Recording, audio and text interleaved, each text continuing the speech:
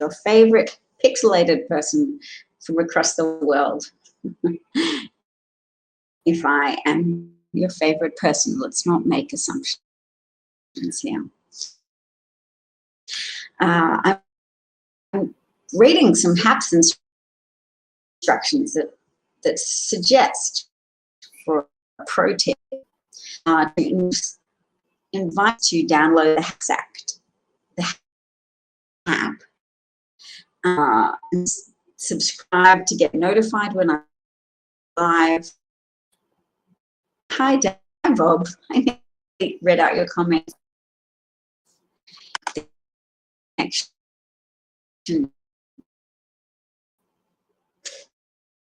Is saying it's unstable.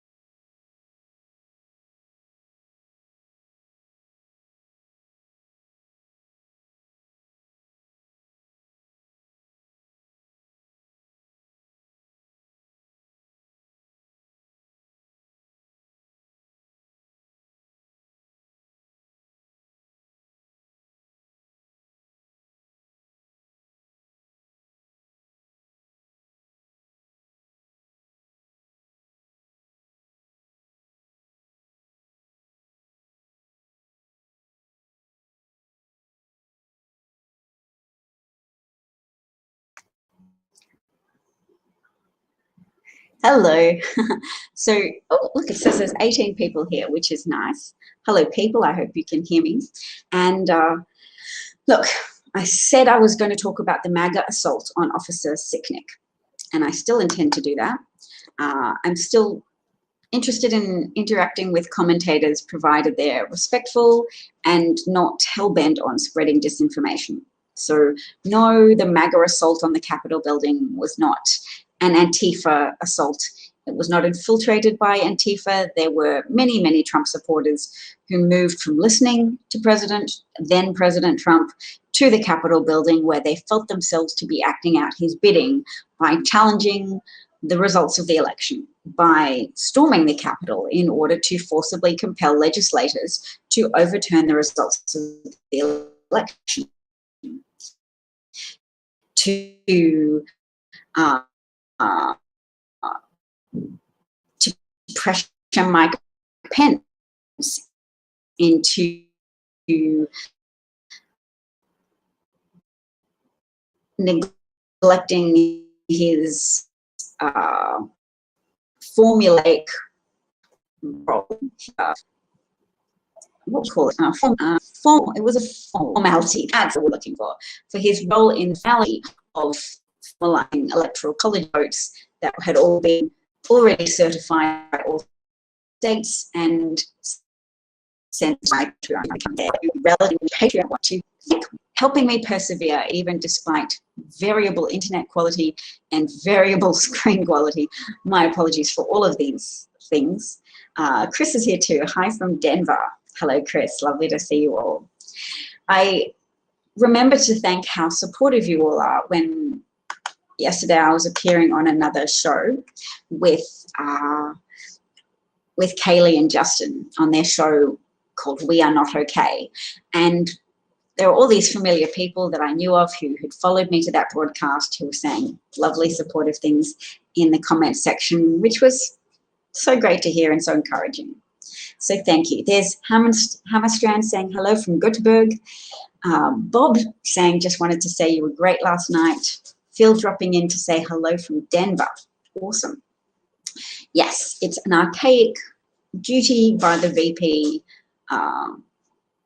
as in Mike Pence on the 6th of January, just supposed to, cross the T's, dot the I's, sign off on the Electoral College votes. And that was deemed to be a pressure point by those insurrectionists, the insurrectionists inciting violence from the Trump administration and from the mouths of complicit senators such as Senator Josh Hawley of Missouri, Senator Ted Cruz of Texas, all the people who tried to legitimize Trump's efforts to conduct a stochastic coup.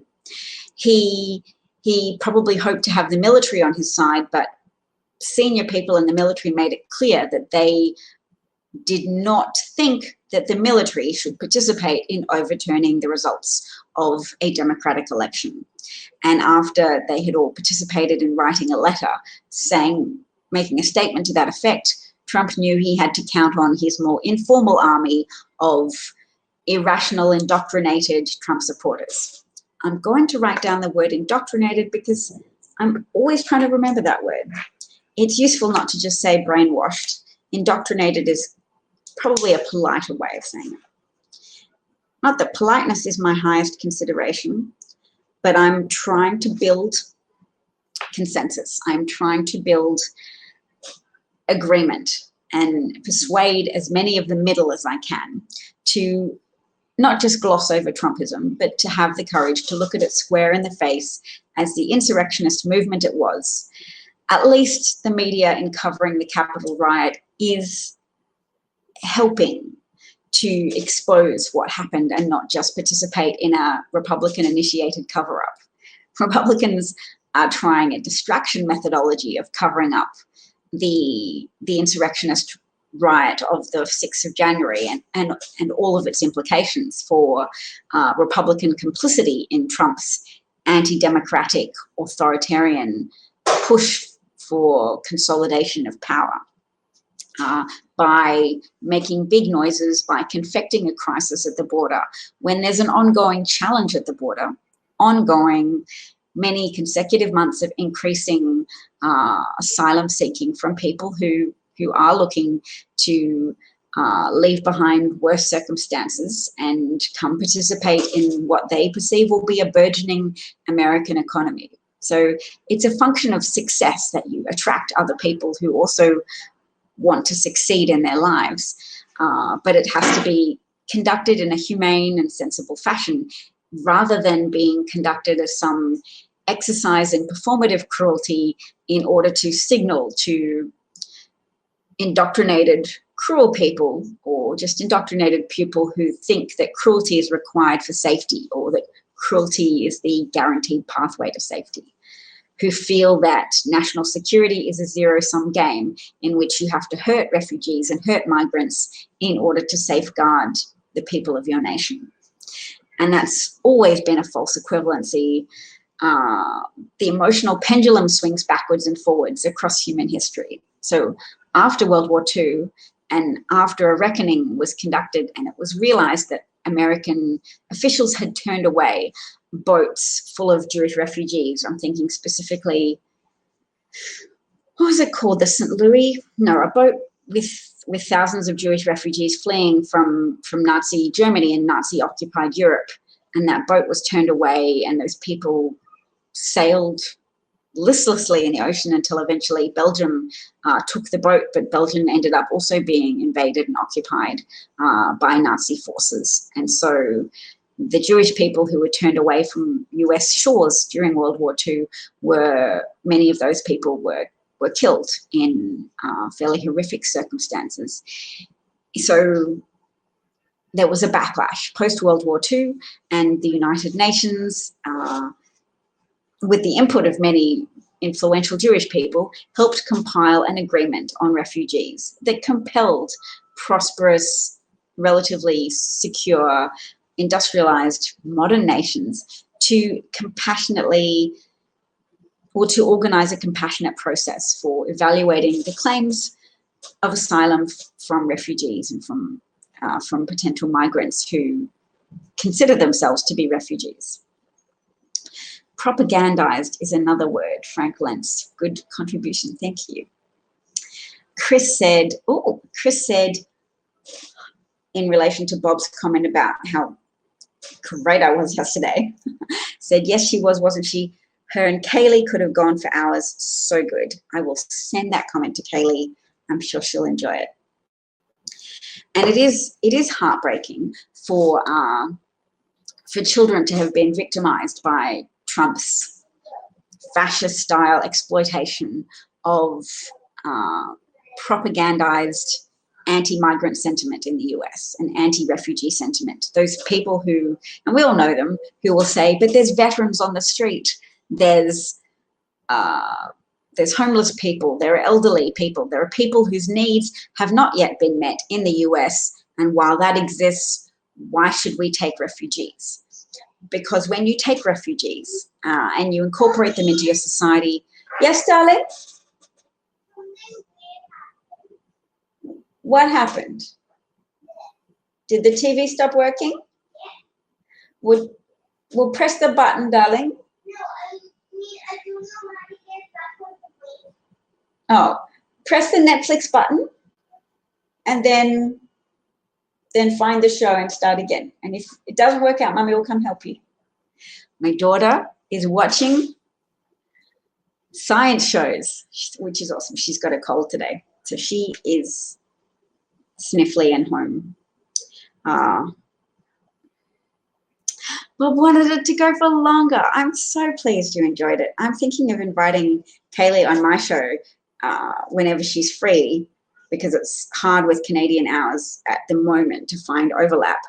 But we could find ways to pre-record songs, and then we could play the songs while we simultaneously did dance moves or something as a self-care segment in a post-Trump world where we've all learned a lot of bad things about various people in our society, and we've learned things about ourselves as humans, that it can be rewarding to stand up for what's right, but that there are people who feel also similarly propelled by a sense that they are standing up for what's right, that they're acting to protect children, but that they have in fact been gullible and hoodwinked by QAnon into believing that they are opposing child sex trafficking by supporting Trump, which is a non sequitur.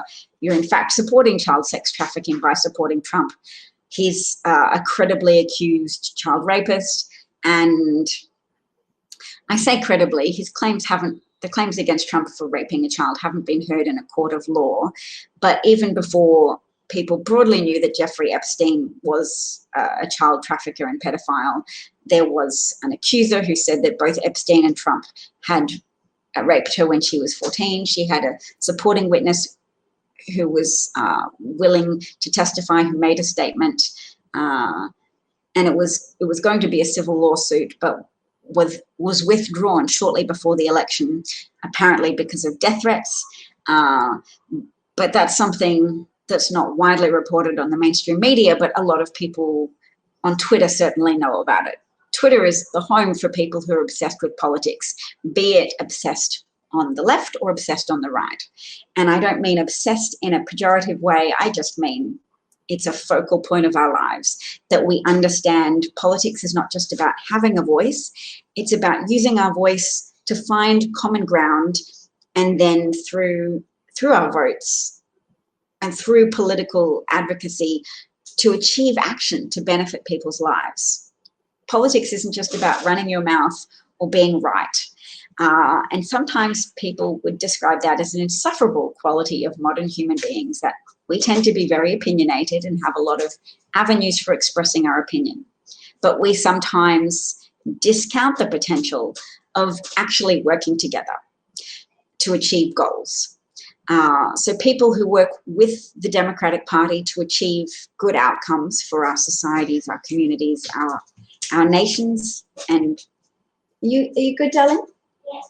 Excellent. Okay. Don't forget to wash your hands really well.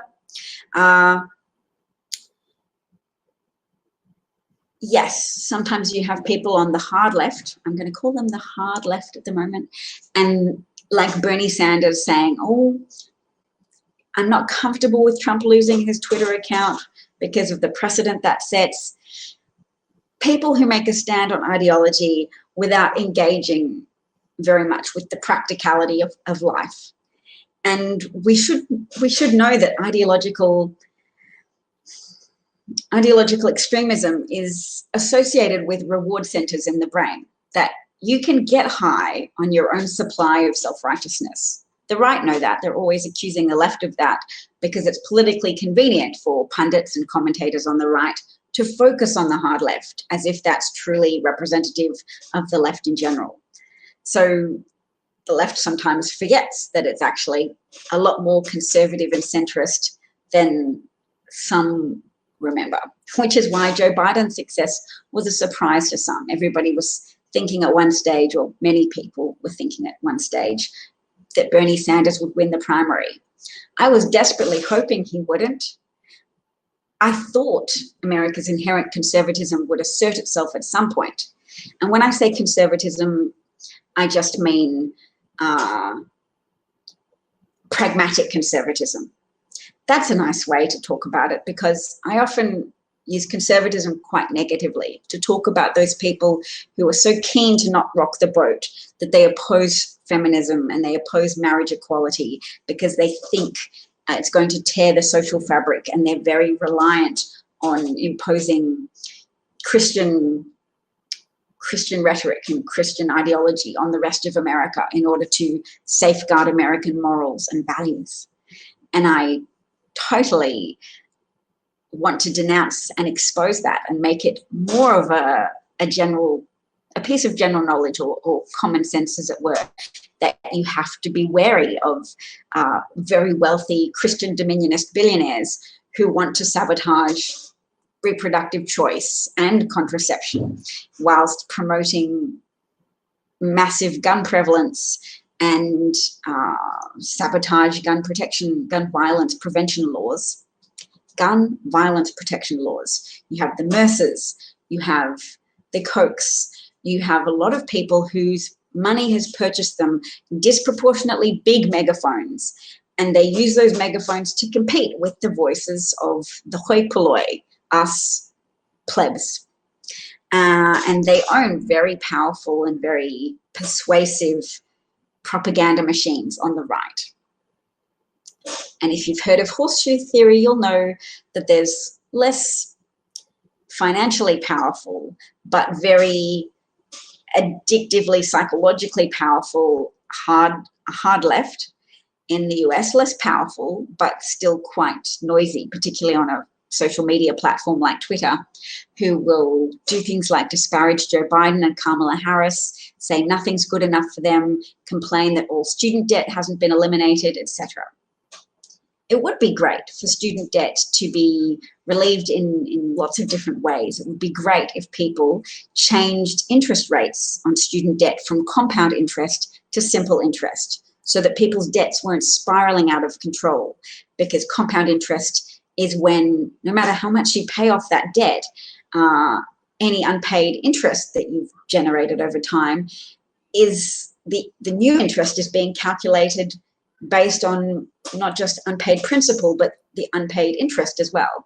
So if it takes you a while to pay that interest back, you're massively disadvantaged over time relative to a wealthier person whose family has contributed to paying off their loan. The longer you take to pay off your loan no longer becomes a simple increase, but is a hugely compounded problem for you and a ruinous level of debt. Oh, I'm looking at the comments. Joy is saying, "Oh, cute." That might be your first introduction to my daughter. She is super cute all the time. She wrote down a piece of paper the other day about what makes her her. And she wrote, "What makes me me, my laughter, my personality, my drawings, my paintings, what I like, what I don't like, and how I'm treated." I was like, wow, she's so profound for a 6-year-old. I'm sure there's a lot of profoundness out there amongst 6-year-olds because children nowadays are taught to value their own opinions more. And whilst parents may experience some pragmatic downsides of that, it's so empowering for them and yields so much interesting conversation and creative output from them that they engage strongly with issues and they really think about their place in the world. So Joy also said, we've witnessed a frightening side of humanity we didn't imagine before. Yes, from our relatives, our friends, potentially our communities, and just people in general. The amount of querulousness you can see on social media of people saying, how is this possible? How could people still believe in Trump? And wow, I didn't understand how Nazi Germany happened, but now I can see. You need a symbiotic relationship between a corrupt portion of the media and corrupt people in power who seek to weaponize that defensive part of human nature that can overshoot at a safety target. So you want to be safe and you say, let's eliminate risk. Some migrants have done something wrong, so let's eliminate the risk of any more harm from migrants by securing white dominance politically and banning migrants and then potentially even putting them in camps. Because that's the next stage that Trumpism would have advanced to if he had consolidated his power and completely degraded democracy by lying so much to the public that he had secured a second term for himself. So because of the success of so many people's efforts in seeking to expose the con of Trumpism and the highly seductive conspiracies that brainwashed, that indoctrinated enough people to continue supporting Trump, even in the face of very available evidence that he was messing up and sabotaging America's pandemic response, that he was undermining the value of having a federal government at all, even while still extracting federal taxes from you.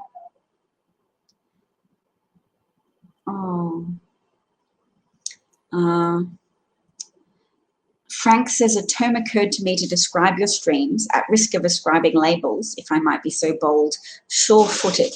Well, that's a delightful compliment. I thank you, Frank. Bob says, it's after midnight here. You'll watch the replay, but you wanted to say again, and you're sure all my followers would agree, that I shined last night and you couldn't be any more proud of me. Oh, my gosh, that's very lovely, and I'll take a photograph of that as well. Bob, I hope you know I do really treasure your feedback, and as an amateur trying to grow my skill set and advance my way in this new world of citizen journalism, I appreciate everything that you do to build my confidence. Thank you so much, and I hope you enjoy watching the replay. I'll try not to be too long, actually, because I'll probably go and hang out with my daughter a bit soon in any case, just so you know. But I wanted to say that the New York Times has obtained footage of Brian Sicknick, so I'll try and share that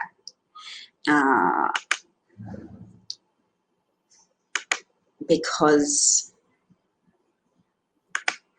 actually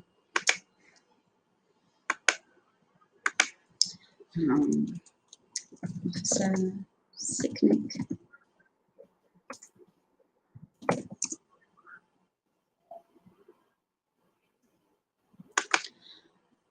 All right, I cannot load the New York Times, but what I can do is I can load the MSNBC reporting on it, so we can listen to that just a little bit. It was released by the New York Times that show what might have happened to U.S. Capitol Police Officer Brian Sicknick. We got to warn you that the video might be disturbing. One of the suspects highlighted by the Times appears to raise a pepper spray can or a spray can of some sort and then sprays in the direction of Officer Sicknick. You can then see Sicknick turning away after being hit by the spray. Joining me now is NBC News Justice correspondent Pete Williams. So, Pete, do they know who did it, who sprayed him, and can they make the connection between that incident and his death?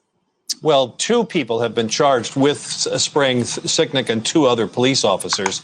They've been charged with assaulting police officers and assaulting using a dangerous weapon. The court. All right. No, so that's not really the footage I wanted to show you. It's briefer than that. It's just some footage of people wielding a spray can.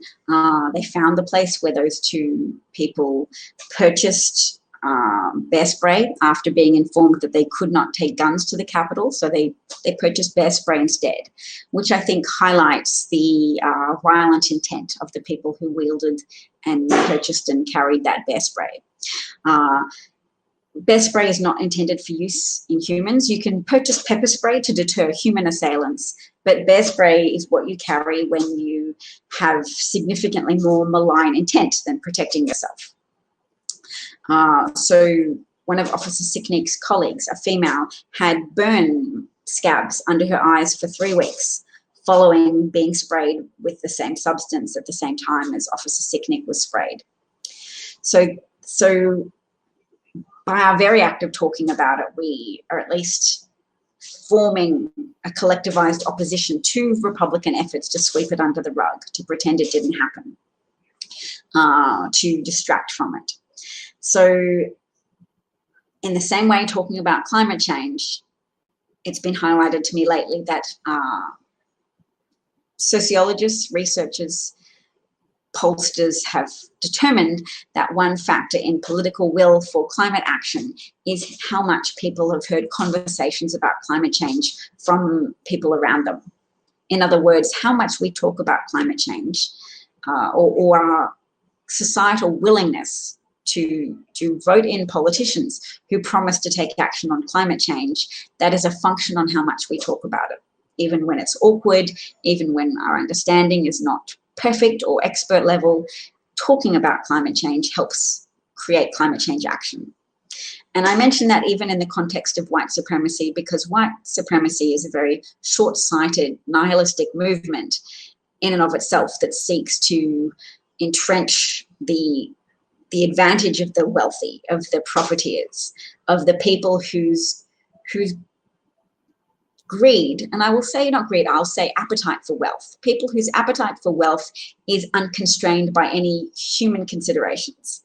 Am I hurting people? Am I jeopardizing the collective future of the world? Am I harming children?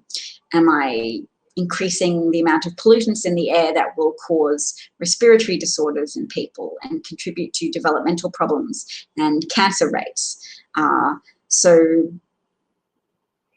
that's why I bring it up, even as I talk about the attack on Officer Sicknick and Republican efforts to overlook that. There's always Republican efforts to conceal what they're doing, because it seems that for some decades now, there's been this undercurrent of deceit, of foment, a phony outrage culture war about marriage, about abortion, about transgender, whatever will upset Christian conservative-minded people who don't want to rock the boat by adopting efforts to become more inclusive of gender diversity or sexuality diversity, etc.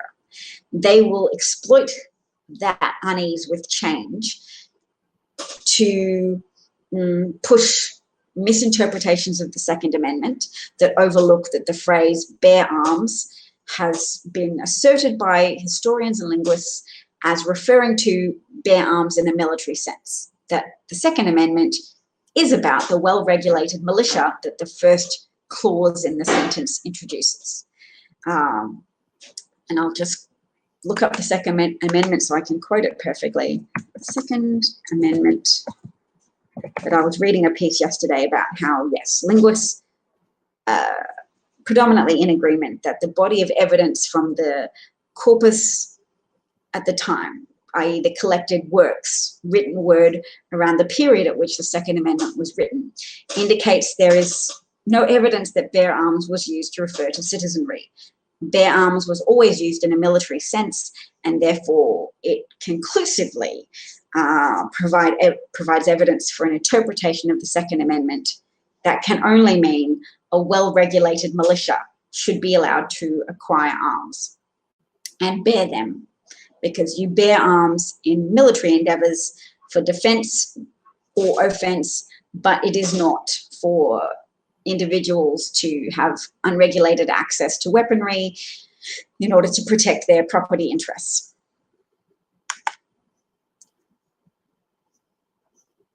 So here we go. The Second Amendment says, a well-regulated militia being necessary to the security of a free state. No mention of individuals and their property rights, but it's necessary to the security of a free state. A well-regulated militia being necessary to the security of a free state, the right of the people to keep and bear arms shall not be infringed. So it's a convoluted sentence, but we take advice from linguists, not from Justice Scalia, who claimed to have conducted linguistic analysis, but who didn't. All of this stuff that Republicans use to impose minority interpretations on the public, to undermine the security of a free nation, who have to live in fear because of the overprivileged, the over-serviced personal wishes of people who fetishize guns and who promote lawlessness as a response to governance. So they fetishize being able to oppose government not through democratic action, not by forming communities that oppose what's going on or who oppose political action. Instead, they promote a response to government that is armed, that is weaponized, that acts as if individual citizens have to personally safeguard against tyranny by keeping weapons in their home. And they talk about it in that way to conceal the fact that they are privileging property ownership over human life, and that they are privileging hypervigilance, irrational hypervigilance, over the safety and security of men, women, and children. Because the people who keep guns in their house are quite likely to use that weapon against themselves, in that 2 out of every 3 gun deaths in America is a suicide. So it's, regardless of what the increased feelings of safety that gun owners may think they're purchasing when they purchase weapons, they are increasing the likelihood of somebody in their home using a weapon against themselves.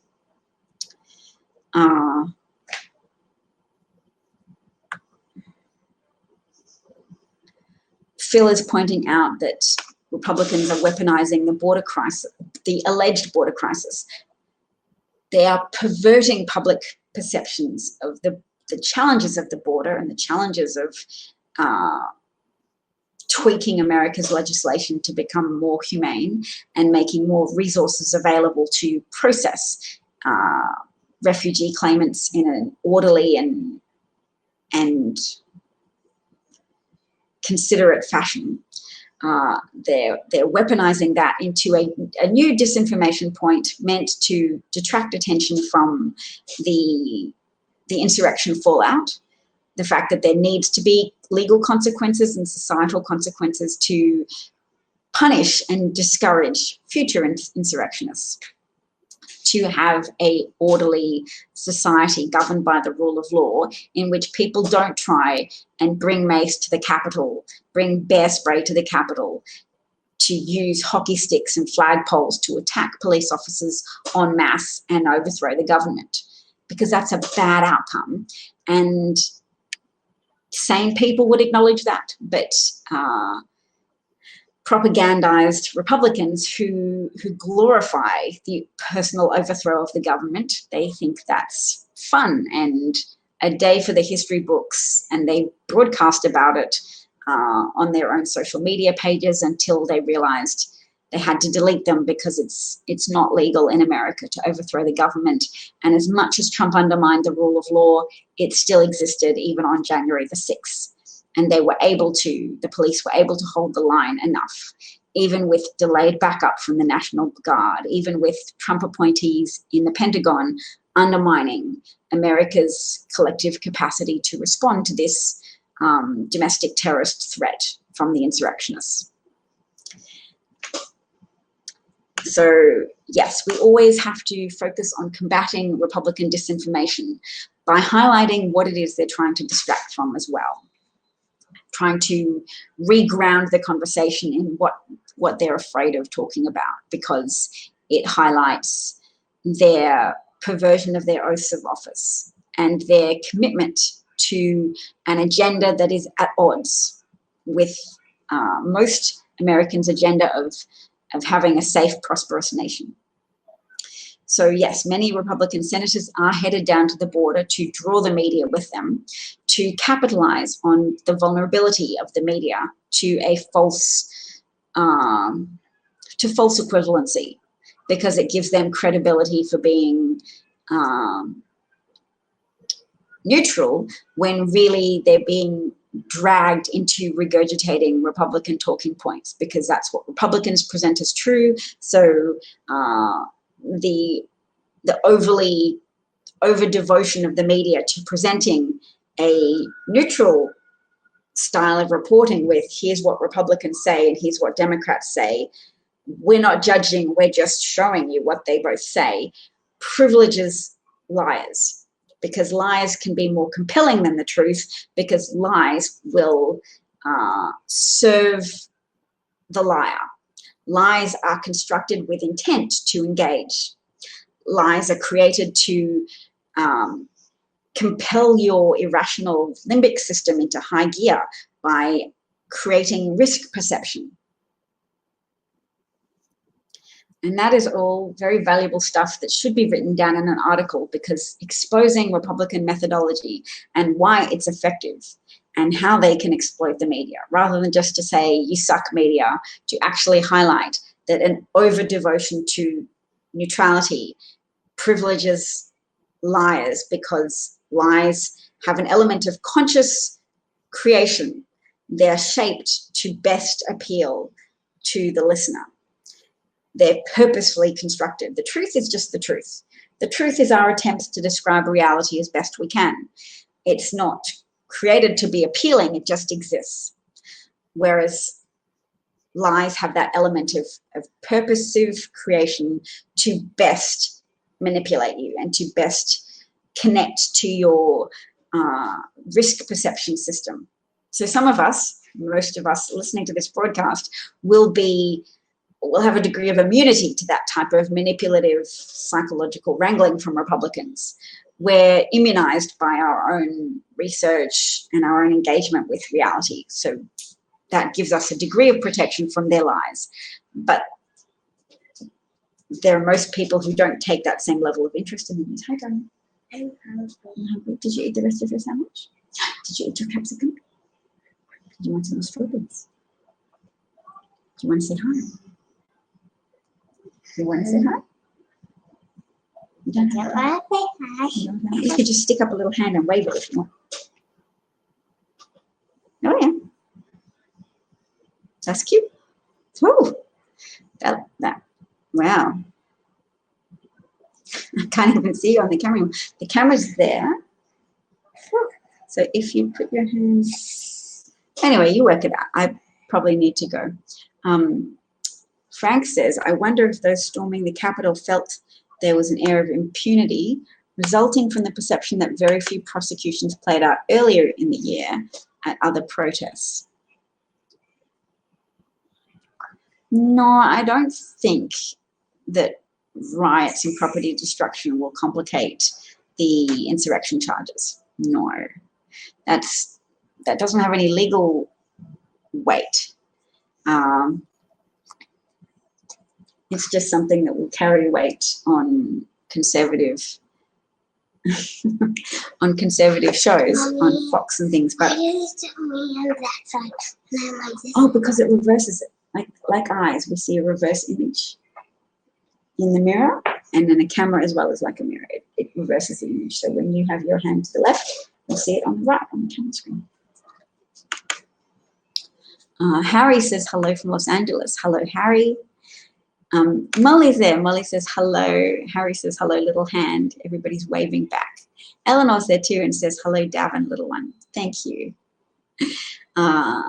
I'm going to go give her some more food. And Bernie is here from Melbourne. Hello. Hello. It's lovely to see such a diverse bunch of people waving. I guess you just have to click a wave button. Fun. Oh, at the top, it does say subscribe to Dav for more. Haps TV at DavCat. DavCat is my Haps name. If you download the Haps I'm getting confused with the Hatch Act. If you download the Haps app and then subscribe to DavCat, which is me, and click on a notifications button, you will get notifications when I broadcast, which might be handy for you. I'm hungry. Yeah, and I'm just saying goodbye to people. I'm letting them know how they can subscribe to me if they enjoyed this broadcast. And what else should we say, darling? Should we say goodbye, have a nice day? Take care of your little selves. Guten Tag, Frau Katz, says lebende Menschen. Oh. Can I sit on my lap? Sure.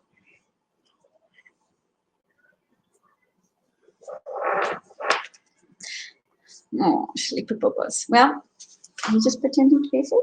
No, yeah, because I'm going to sleep on the lap. You're going to go sleep on my lap, aren't you? Okay.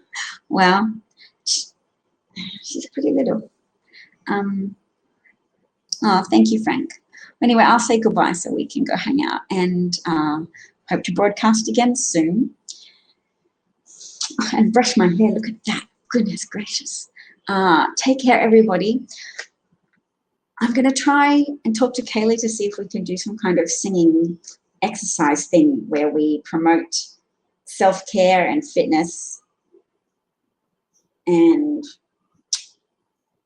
also letter writing. I'm going to write a letter because I know I don't have a supply of letters that people have written to me at this point. So I'm going to write rhetorical letters to somebody, like my husband or politicians, and then we can maybe read them out and have answers, and that might help encourage other people to write in as well. You could send me letters via Twitter that I could then respond to on the show. We could have a segment every broadcast. In only a few days, Periscope will no longer exist. So if you're watching me via Periscope, just know that the last day of Periscope broadcasting is the 31st of March. And yeah, that's all from me. Joy says, thanks, Dav. Molly says the interview was awesome. Eleanor says, have a great day, ladies. Harry says, good night. Joy says, she's a little beauty. Thanks. All right, cheers, everybody.